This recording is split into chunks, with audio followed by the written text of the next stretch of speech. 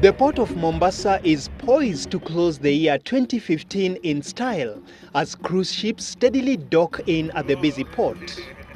MS Nautica from Cape Town, South Africa is now the 6th cruise ship to dock at the port of Mombasa this year. We're just in Kenya for the day. This is our first visit, but so far it looks great. We're really looking forward to it, aren't we? Yep. And we hope we can come back one day. We're on a cruise, so from here we go to the Seychelles. So this is our last stop in Africa. We've been in Africa now for a couple of weeks, and yeah, we love it. The cruise ship docked with 684 tourists and 386 crew members on board.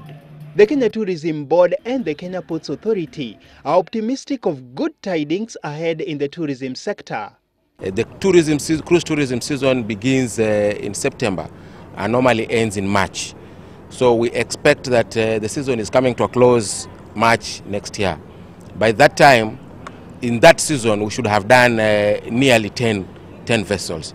In terms of the total number of passengers, we are looking at since January to date, with all those 6 cruise ships that I've talked about 3,196 compared with only about 362 last year. KTB mainly attributes the increased arrivals to improved security in the Indian Ocean. If you look at the piracy incidences that used to deter a number of ships coming into this area, they've reduced quite significantly. The second thing also we could talk about is in terms of the removal of the travel advisories by some of the foreign governments like the US, the UK, and most recently the French government. The authorities have, however, pledged to improve infrastructure in and around the port in a bid to make Mombasa the preferred cruise ship destination in East Africa. What we intend to do here is create a lounge, state-of-the-art lounge, where passengers can disembark and all the immigration, customs and other clearance will be done while they're seated there. A majority of the tourists that arrived in Mombasa are from Canada, Australia, the United Kingdom and the United States of America.